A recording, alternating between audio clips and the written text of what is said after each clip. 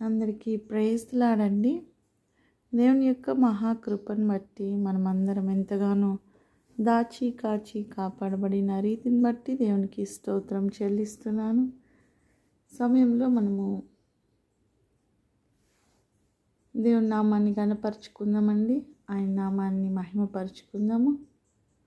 ఒక పాట ద్వారా దేవుని కనపరుచుకుందామండి.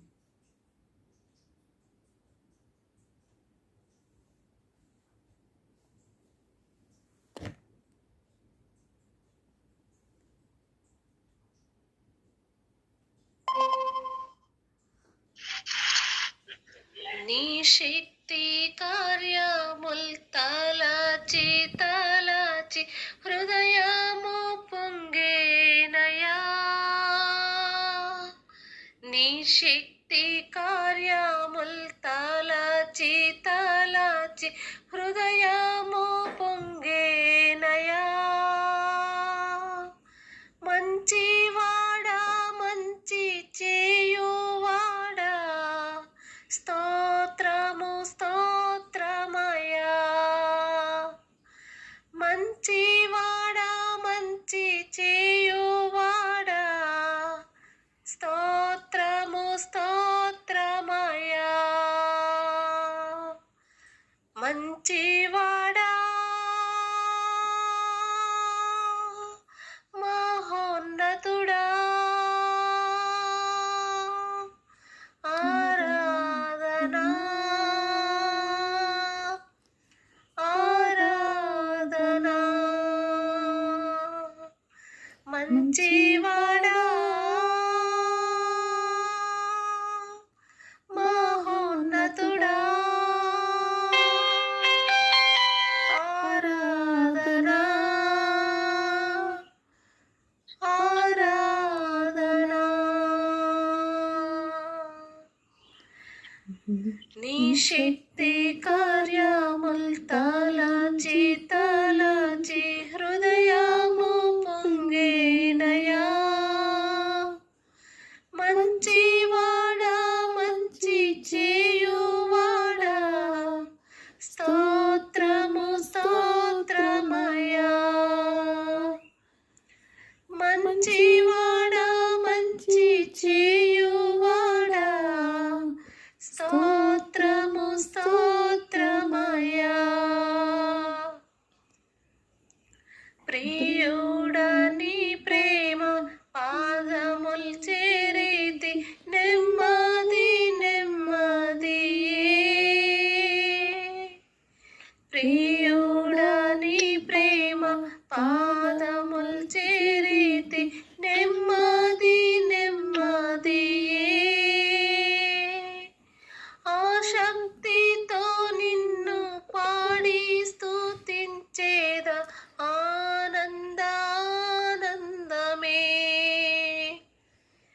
ఆసక్తితో నిన్ను పాడి స్తుతించేద ఆనందానందమే.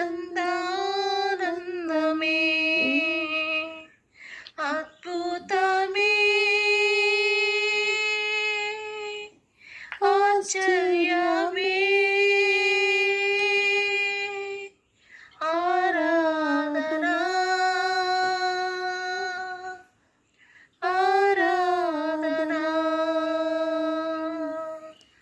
అద్భుతమే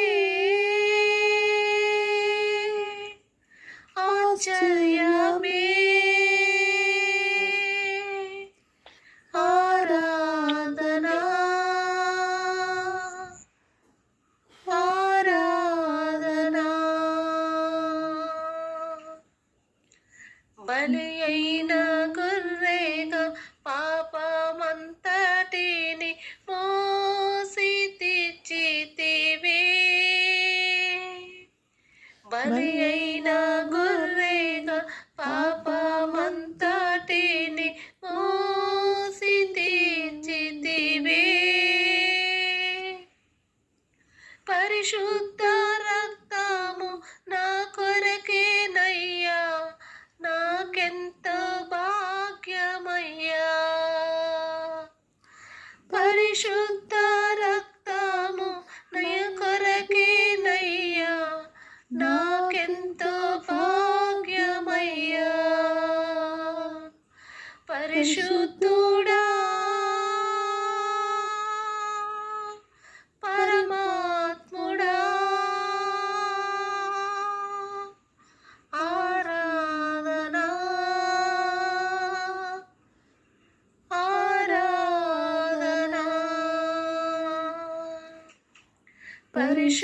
పరిశుద్ధుడా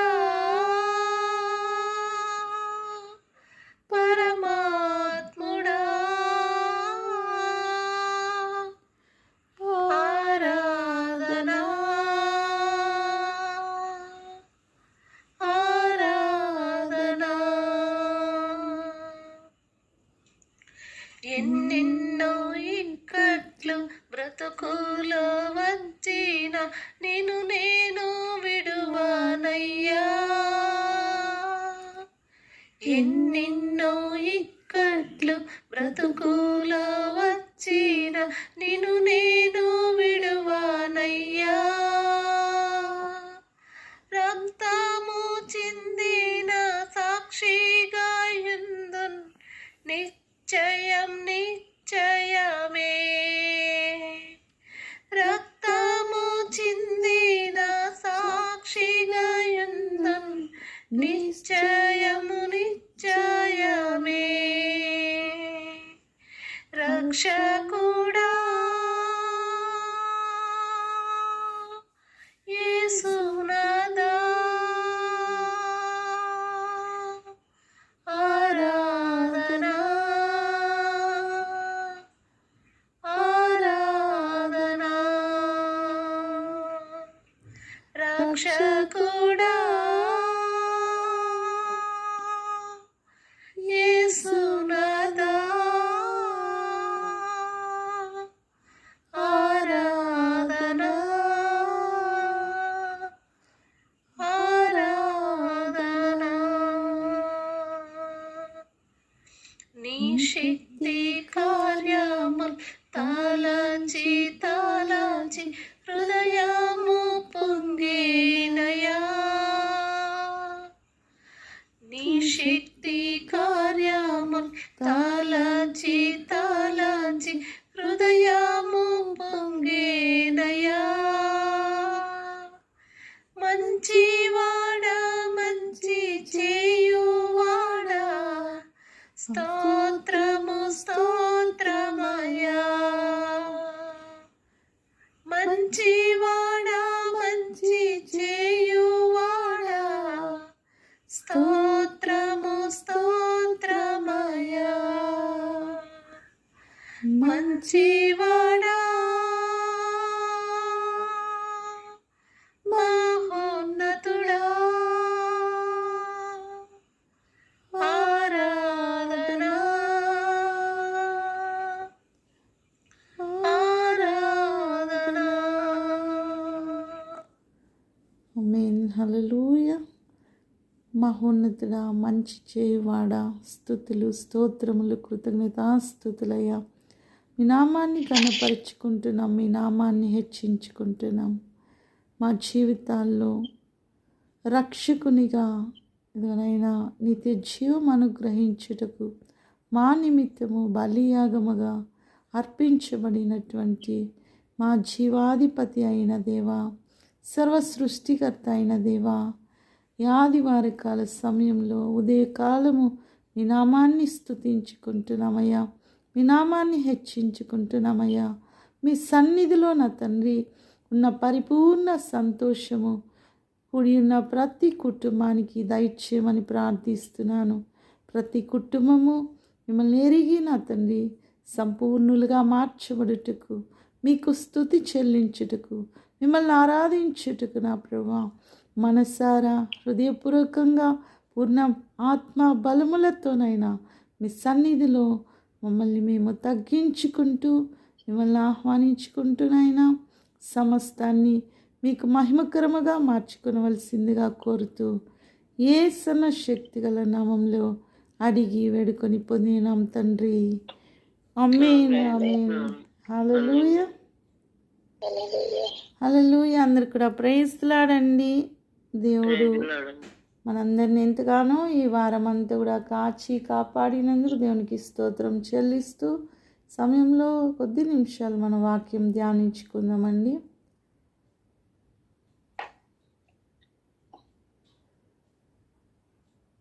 మన దేవుడు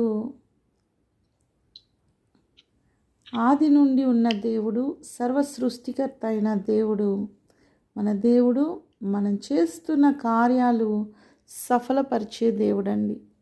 ఆయన అనుసరిస్తూ ఆయన్ని విశ్వాసముతో నమ్మిన ప్రతి బిడ్డకి ఏ సమయాల్లో ఏ కార్యాల్లో దేవుడు సఫలత అనుగ్రహిస్తాడో ఈరోజు మనము చూడబోతున్నామండి. మొదటి కీర్తన 1 నుండి 3 వచనాలు చదువుకుందామండి.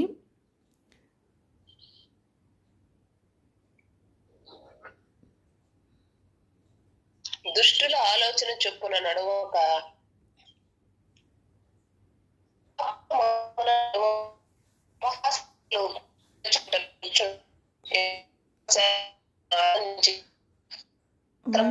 వాయిస్ అది రావట్లేదు.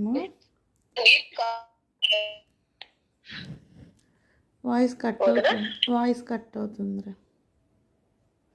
నేను చదువుతాను ఈ లోపల కట్ అయ్యి మళ్ళీ జాయిన్ అవ్వము.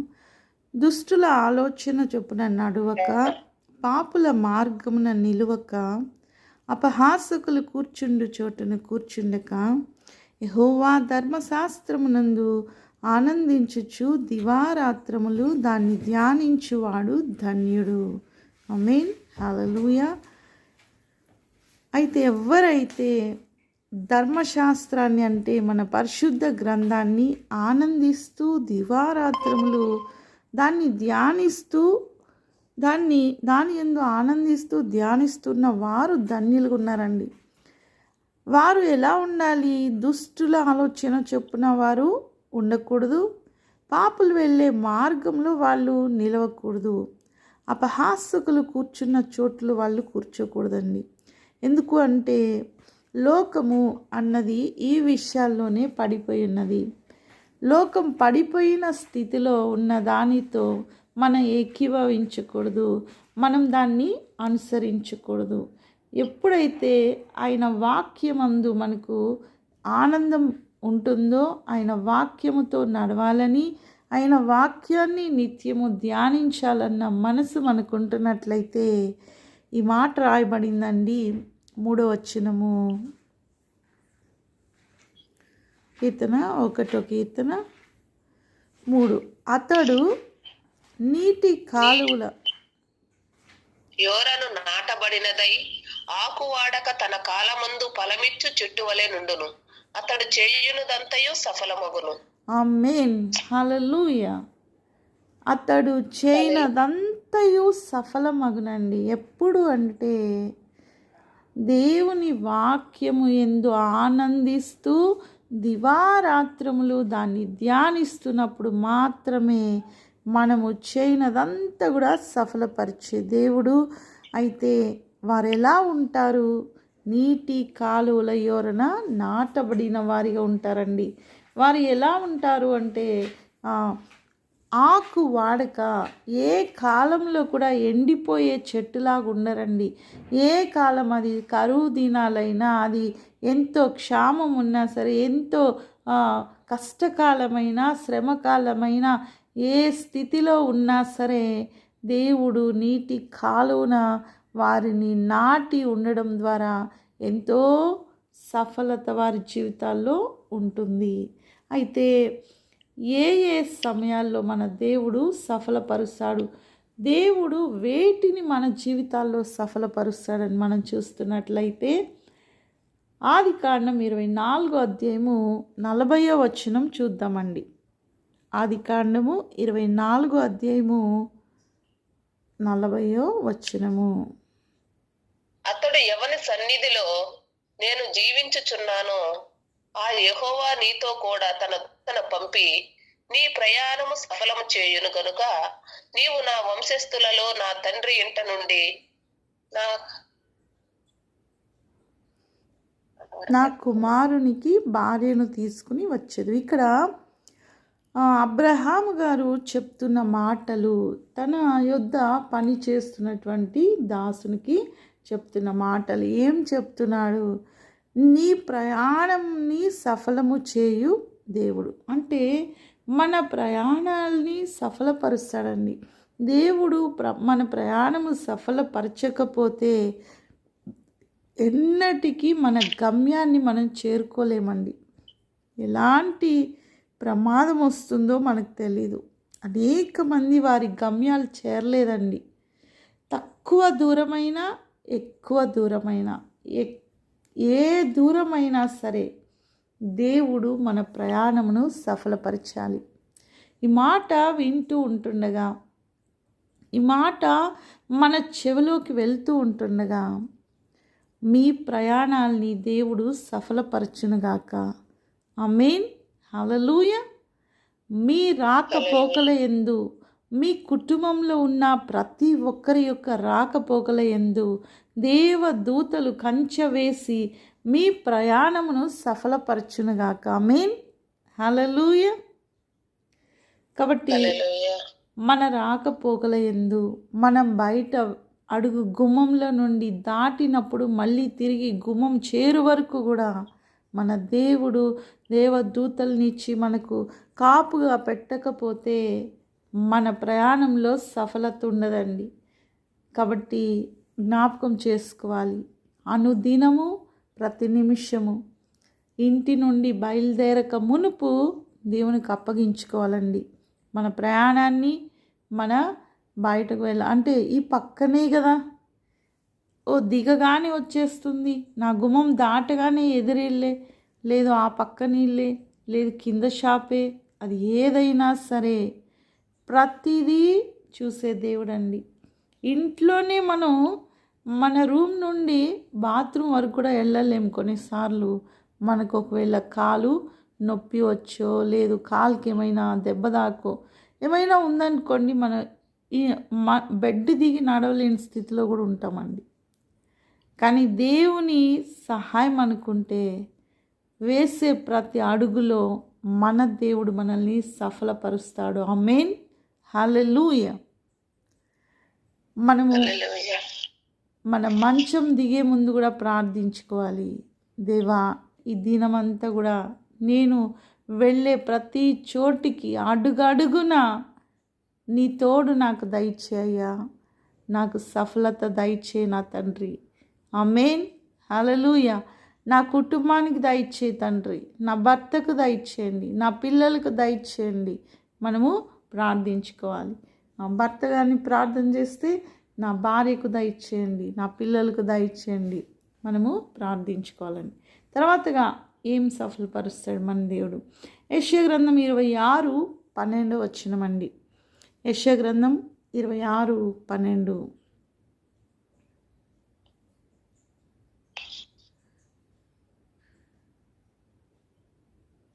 యెహోవా నీవు మాకు సమాధానము స్థిరపరచుదువు, నిజముగా నీవు మా పక్షము నుండి మా పనులన్నిటినీ సఫలపరచుదువు.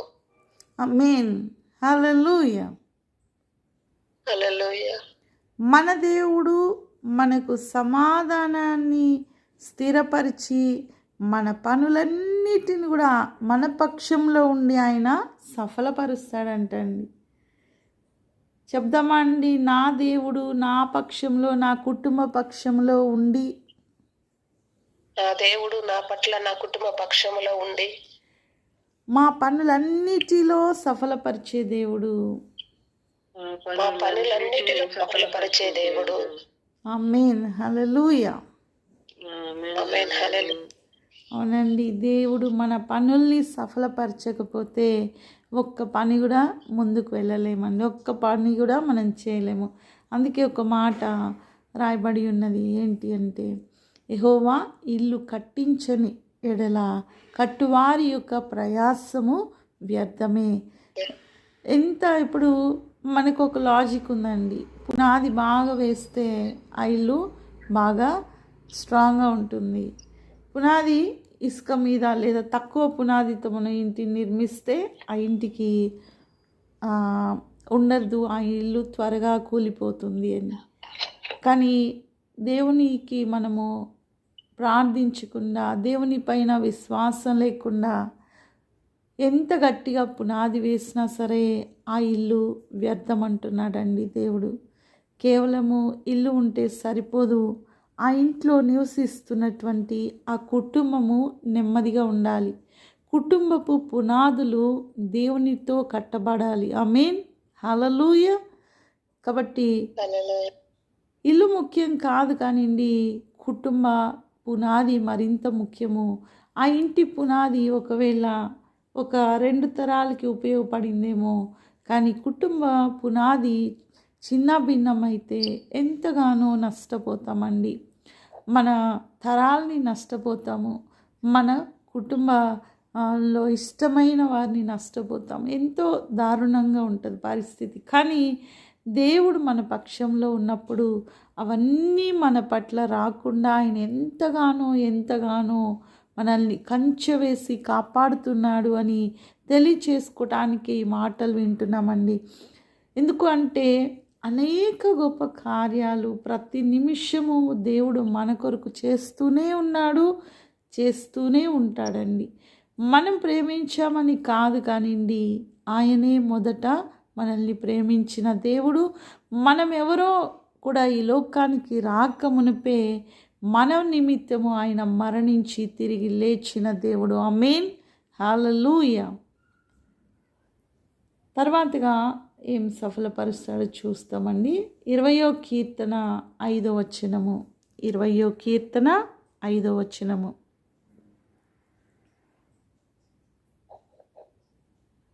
యెహోవా నీ రక్షణను బట్టి మేము జయోత్సాహము చేయుచున్నాము.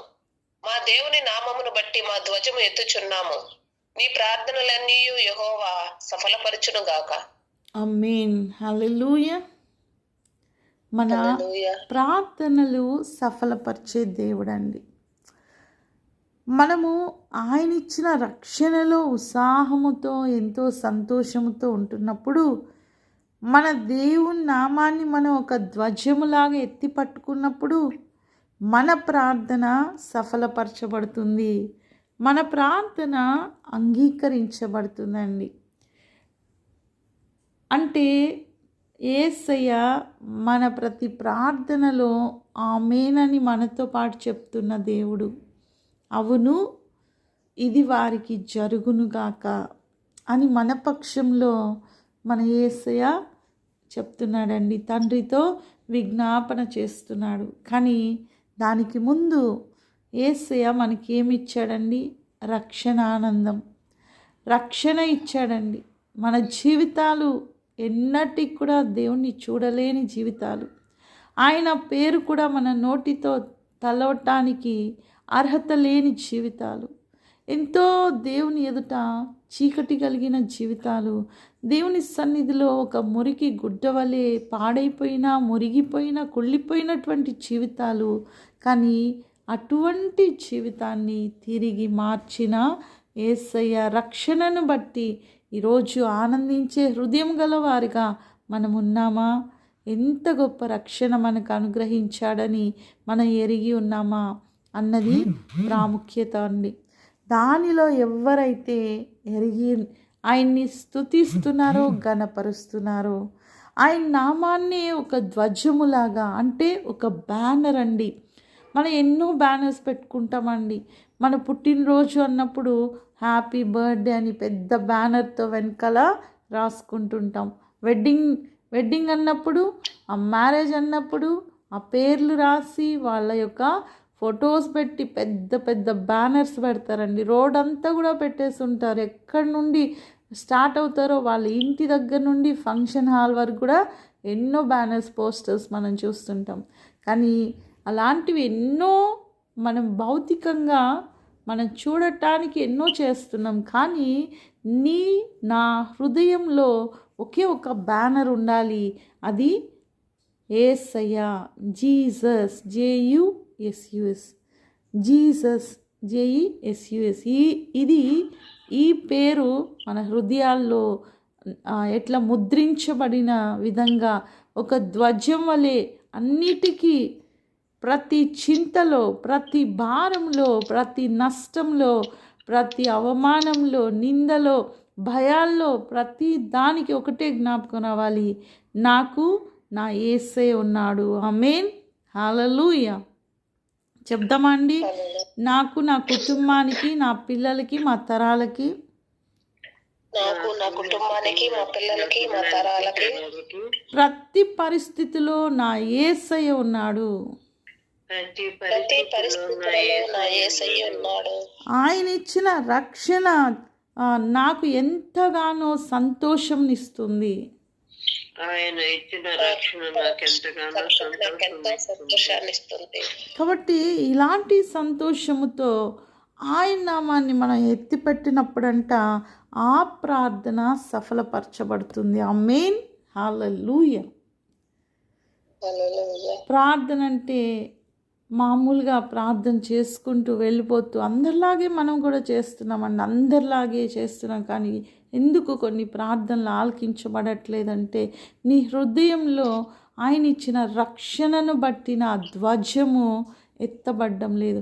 ఆయన నామం ఒక ధ్వజములాగా ముద్రించుకోలేదు.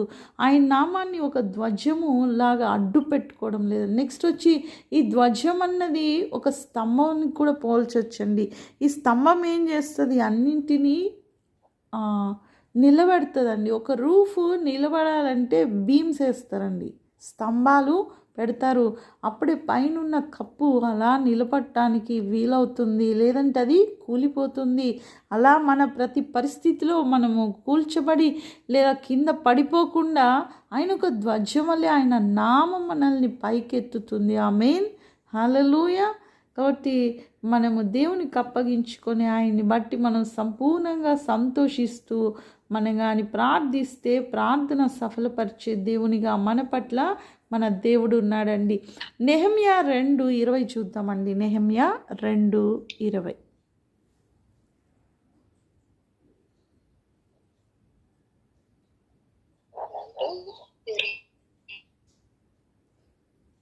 అందుకు నేను ఆకాశము 20 కదా 20 అమ్మా,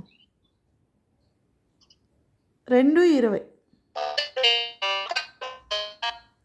వాయిస్ కట్ అవుతుంది. దేవుడు తానే మా యత్నము సఫలము చేయును గనుక ఆయన దాసులమైన మేము కట్టుటకు పూనుకొనుచున్నాము. యెరూషలేమునందు మీకు భాగమైనను స్వతంత్రమైనను జ్ఞాపకము సూచనయైనను లేని ఇతరవి. ఇక్కడ నేను ఆకాశమందు నివాసి అయిన దేవుడు తానే మా యత్నమును సఫలము చేయను. ఇక్కడ దేవాలయంలో ఉన్నటువంటి పడిపోయిన దాన్ని తిరిగి నిర్మించడానికి ఇక్కడ నెహెమ్యా గారు ఎంతగానో ప్రార్థన పూర్వకంగా ప్రయత్నం చేస్తున్నాడండి. ఆ ప్రయత్నంలో దేవుడు సఫలపరుస్తానంటున్నాడు. కాబట్టి అంటే సమస్తానికి మన దేవుడు ఆధారభూతుడు, ఆది సంభూతుడండి. మన ప్రయత్నాల్లో ఆయన సఫలత దయచేస్తే దేవుని కార్యాలుగా మనం ముందుకు చేసేవారిగా ఉండాలి. ఇక్కడ ఏ ప్రయత్నం సఫలపరచబడుతుంది అంటే దేవుడిచ్చిన పని అప్పగించిన దేవుని చిత్తాన్ని నెరవేరుస్తున్నాడండి. అందుకే ఎక్కువ శాతము మన సొంత జ్ఞానంతో మన ఇష్టానుసారంగా వెళ్ళాలి అన్న నిర్ణయాలు కాకుండా దేవుని చిత్తం నెరవేర్చాలని మనం ముందుకెళ్ళాలండి. మన ప్రయత్నము సఫలపరుస్తాడు దేవుడు. కొంచెం ఆ మార్గము ఇరుకు మార్గమేనండి, కొన్ని కష్టంగానే ఉంటాయి, శ్రమగానే ఉంటాయి. అయినా సరే ఇరుకు మార్గంలో ఆశీర్వాదం ఉన్నది, విశాల మార్గంలో అది ఎంతో నష్టాన్ని శాశ్వతమైన బాధని ఇచ్చేటువంటి మార్గం అండి. అది ఇప్పుడు ఆనందం అనుకుంటున్నాం. ఆ విశాల మార్గం ఎంతో విశాలంగా చాలా బాగుంది, నాకే అడ్డు లేదు, నా ఇష్టానుసారంగా ఉండొచ్చు అనిపిస్తుంది. కానీ అది తీర్పుకి తీసుకురాబడినప్పుడు అక్కడ ఎంతో ఘోరమైన శిక్షకు పాత్రలుగా అవుతున్నారండి. కనుక ఇరుకు మార్గమైన దేవుని మార్గంలో మనం వెళ్తున్నప్పుడు మన ప్రయత్నం అంతా కూడా దేవుడు సఫలపరిచే దేవుడు. ఇక్కడ నెహెమ్యా గారి ప్రయత్నాన్ని దేవుడు సఫలపరిచారండి. ఒక పానదాయకునిగా, ఒక చిన్న ఉద్యోగ రాజు దగ్గర ఒక గిన్నె అందించే పోస్ట్లో ఉన్నటువంటి నెహెమ్యా గారు దేవుని మందిరంలో పాడైపోయిన స్థితిలో ఉన్న గోడ తిరిగి నిర్మించడానికి పూనుకోవడానికి ఎంతోమందిని ఎంతో పెద్ద కార్యం అండి అది. ఆయన జీవితంలో అది ఎంతో గొప్ప కార్యము. దాన్ని పూనుకొని దాన్ని ఆ ప్రయత్నంలో ప్రతి ప్రయత్నంలో, ఎందుకంటే అప్పటికే అందరూ చెదిరిపోయి ఉన్నారండి, అందరూ ఒకే చోట్లో లేరు. వారిని సమకూర్చి ఆ గోడ తిరిగి నిర్మించడానికి ఆయన చేసి దాన్ని పూర్తి చేసినటువంటి దేవునికి మహిమ కలుగునుగా. ఎందుకంటే ఆయన ప్రయత్నము సఫలపరిచాడండి. దేవుడు మన ప్రయత్నాల్ని సఫలపరచకపోతే మనం ఏమీ కూడా చేయలేము. కనుక ఈ దినము నుండి ఈ సంవత్సరం అంతా కూడా మీ అందరి యొక్క దేవుని చిత్తంలో ఉన్న ప్రతి ప్రయత్నము సఫలపరచబడునుగాక. ఆమేన్. హల్లెలూయా. అది చిన్నది మొదలుకొని పెద్దది వరకు అండి, ప్రతి ప్రయత్నం కూడా దేవుడు సఫలపరచాలని ప్రార్థిస్తున్నాను. మన ప్రార్థనని సఫలపరిచే దేవుడు కనుక ఆయనకి స్తోత్రం చెల్లిస్తున్నాను. తర్వాతగా మనం 20వ కీర్తన 4వ వచనం చూద్దామండి. 20వ కీర్తన 4వ వచనము. నీ కోరికను సిద్ధింపచేసి నీ ఆలోచన యావత్తును సఫలపరచును గాక. ఆమేన్. ఆమేన్. హల్లెలూయా. హల్లెలూయా. మన కోరికను సిద్ధింపచేసి మన ఆలోచన యావత్తు మన దేవుడు సఫలపరుస్తాడండి. కాబట్టి మనం దేవునిలో ఉండి ఆయన మాటకు విధేయత కలిగి ఆయన మార్గంలో నడుస్తున్నప్పుడు, ఆయన చిత్తాన్ని నెరవేరుస్తున్నప్పుడు, ఆయన్ని మనము ఒక ధ్వజముగా ఆయన నామాన్ని ఎత్తిపట్టినప్పుడు మన ఆలోచనని కూడా మన దేవుడు సఫలపరుస్తాడు. మన కోరికని సిద్ధింపచేస్తాడు. ఆశపడే ప్రాణాన్ని తృప్తిపరిచే దేవుడు మన ఆశని నెరవేరుస్తాడండి. 21వ కీర్తన 2వ వచనము. 21వ కీర్తన 2వ వచనం. అతని మనోభీష్టము నీవు సఫలము చేయుచున్నావు, అతని పెదవులలో నుండి వచ్చిన ప్రార్థన నీవు మానక అంగీకరించుచున్నావు. ఈ మనోభీష్టము మన యొక్క హృదయ అంతరంగంలో ఉన్న ఇష్టం అండి. హృదయ లోతుల్లో దాగిన ఇష్టము, మనం కూడా కనిపెట్టలేని ఇష్టము. నీకోసం నువ్వు ఒకటి ఇష్టపడ్డావు కానీ నువ్వు మర్చిపోయావు. అది ఇక రాదు అని నువ్వు అనుకుంటున్నావు, కానీ దేవుడు నీ హృదయ లోతులోకి చూస్తూ దాన్ని సైతము సఫలపరిచి నెరవేర్చే దేవుడై ఉంటున్నాడు. ఆమేన్. హల్లెలూయా. ఈ దినం ఇది ఆలకిస్తున్న ప్రతి ఒక్కరికి మీ హృదయ లోతుల్లో ఏదైతే మీరు ఇష్టంగా అనుకున్నారో దాన్ని మర్చిపోయినా సరే దేవుడైతే సఫలపరుస్తున్నాడండి. ఆమేన్. హల్లెలూయా. చివరిగా చూద్దామండి ఆదికాండం 39:23.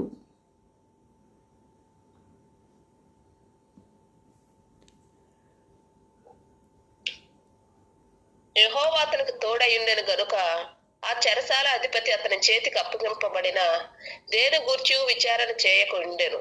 అతడు చేయున యావత్తు యెహోవా సఫలమగునట్లు చేసెను. ఆమేన్. హల్లెలూయా. ఇక్కడ ఎంతగానో అంటే మన జీవితాల్లో దేవుడు తోడుగా లేకపోతే మనము బ్రతకలేమండి. ఎక్కడ కూడా మనము సఫలత పొందుకోలేము. ఇక్కడ బానిసగా అమ్మబడి ఒంటరి జీవితంలో ఉన్న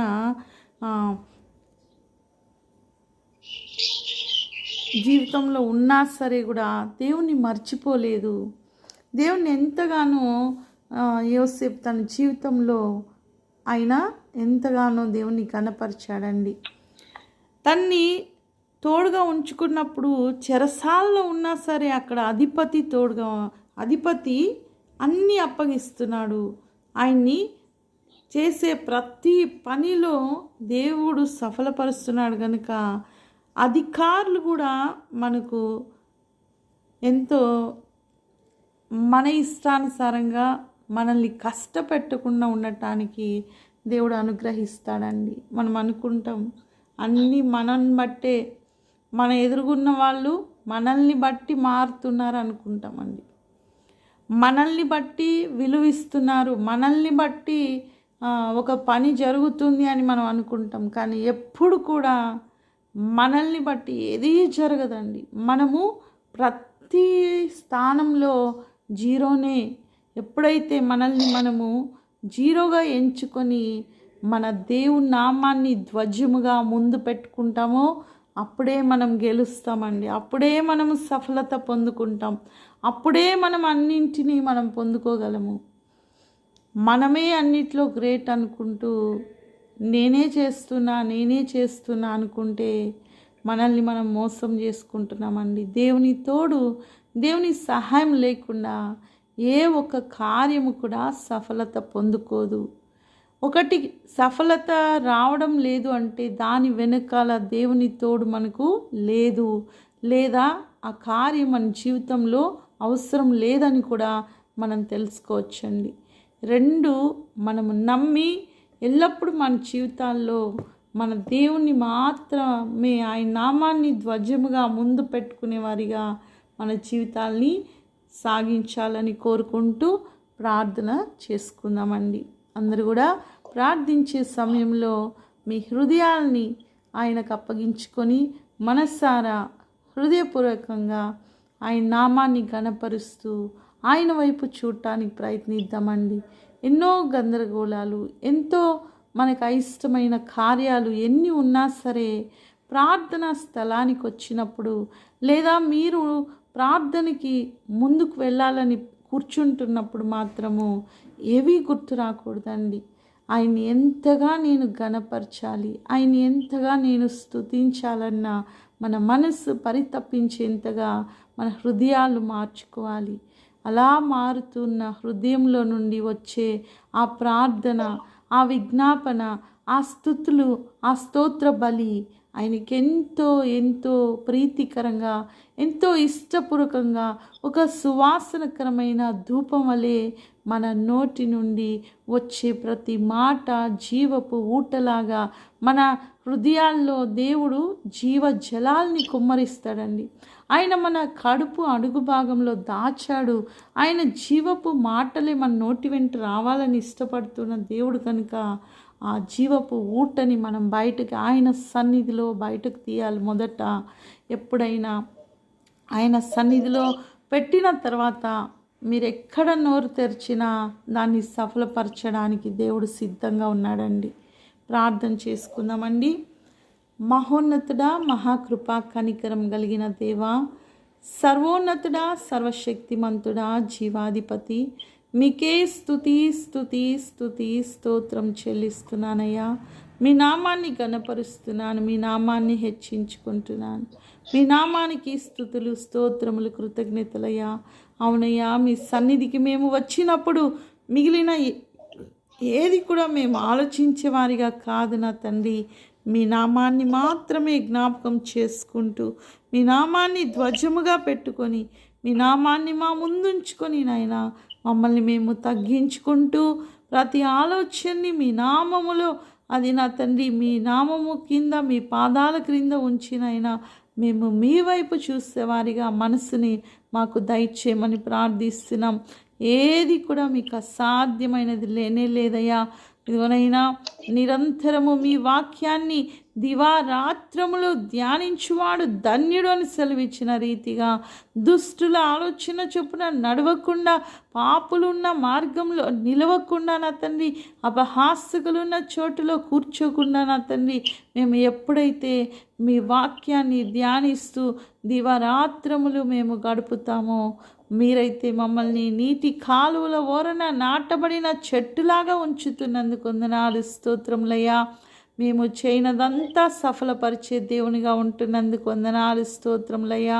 అవును తండ్రి, ఇదిగోనైనా మా ప్రయాణంలో మీరు మమ్మల్ని సఫలపరుస్తారు, మా రాకపోకల్లో మీరు సఫలపరుస్తారు, మా పనుల్లో మమ్మల్ని సఫలపరుస్తారు, మా ప్రార్థనలో సఫలపరిచే దేవా, మేము చేసే ప్రయత్నాల్లో సఫలపరిచే దేవా, మా ఆలోచనని సఫలపరిచే దేవా, మా మనోభీష్టాన్ని సఫలపరిచే దేవా, ప్రతి పనిలో నా తండ్రి మేము చేసే ప్రతి పనిలో మీ తోడు, మీ సహాయం ఇస్తూ సఫలపరిచే దేవా, మీకే స్తుతి స్తుతి స్తుతి స్తోత్రం చెల్లిస్తున్నామయ్యా. ఏమిచ్చి మీ రుణం తీర్చుకోగలము నాయన. మీరొక్క మాట నా తండ్రి సెలవీయకపోతే ఏమైపోతుంది నా ప్రభా? మీరు మా పక్షంలో లేకుంటేనైనా మేము బ్రతుకగలమా నా తండ్రి? ఇదిగోనైనా నిత్యము మీరు మాతో ఉంటేనే, మీ యొక్క మాట మాకు వస్తేనే నా తండ్రి ఎంతోమంది నా ప్రభువా జీవితాలనైనా ఎలా ముందుకు వెళ్ళాలో తెలియని పరిస్థితుల్లో ఉంటున్నారయ్యా. ఎంతగానో బాధించబడుతున్నారయ్యా, ఎంతగానో నలిగిపోతున్నారయ్యా. వారందరూ కూడా తెలుసుకోవాలి, ఈ రక్షణ ఆనందం గూర్చి వారు తెలుసుకోవాలి నా తండ్రి. వారందరికీ కూడా వెళ్ళటానికి సువార్తను సహాయము దయచేయండి. ప్రతి హృదయాన్ని తాకడానికి సహాయము దయచేయండి అయ్యా. ఇదిగోనైనా హృదయంతరంగాలు ఎరిగిన దేవునిగా, హృదయ రహస్యాలు ఎరిగిన దేవునిగా మార్చండి నా తండ్రి. బానిస జీవితాల్లో నుండి విడుదల దయచేయండి నా ప్రభువా. బంధకాల నుండి విడుదల దయచేయండి నా తండ్రి. అనారోగ్య సమస్యల నుండి విడుదల దయచేయండి నా ప్రభువా. ఇదిగోనైనా ఎంతోమంది విలవిలలాడిపోతున్నారయ్యా, బ్రతకలేని స్థితిలో ఉంటున్నారయ్యా, బంధించబడి ఉంటున్నారయ్యా. అపవాది నా తండ్రి తన కబంధ హస్తాలతోటి నలిపేస్తున్న అనేక కుటుంబాల్ని చిన్న భిన్నం చేస్తూ ఉంటుండగా వారి పట్ల మీ మహోన్నతమైన కార్యాలు జరిగించమని సమస్తాన్ని మీ హస్తాలకు అప్పగిస్తున్నాను. ప్రత్యేకంగా ఇదిగోనైనా జాయిన్ అయిన ఈ బిడ్డల్ని బట్టి నా తండ్రి స్తోత్రం చెల్లిస్తూ, ఆ బిడ్డలకి నా తండ్రి కావలసిన ప్రతి అక్కర తీర్చబడినట్లుగా, వారి ఆశలు నెరవేర్చబడినట్లుగా, వారి యొక్క ప్రయత్నాలు సఫలపరచబడినట్లుగా సమస్తాన్ని నైనా మీ హస్తాలకు అప్పగిస్తూ, నన్ను, నా కుటుంబాన్ని నా తండ్రి మా ప్రయత్నాలన్నిటిలోనైనా ప్రత్యేకించి ఇవనైనా మీ కొరకు మేము చేయవలసిన ప్రతి పనిలో నా ప్రభా మీ సహాయము, మీ యొక్క అనుగ్రహము, మీ కృపా కనికరము కుమ్మరించమని ఇదిగో నా తండ్రి మినిస్ట్రీస్ని నైనా ఉన్నతంగా హెచ్చించి మీ నామాన్ని గణపరుచుకోవటానికి భాగ్యము దయచేయమని సమస్తాన్ని మీ హస్తాలకు అప్పగిస్తూ యేసన్న శక్తిగల నామంలో అడిగి వేడుకొని పొందినాం తండ్రి. ఆమేన్, ఆమేన్, ఆమేన్. హల్లెలూయా, హల్లెలూయా. అందరు కూడా ప్రైజ్ లాడండి. వందనాలండి. అందరికి ప్రైజ్ లార్డ్. Praise lord.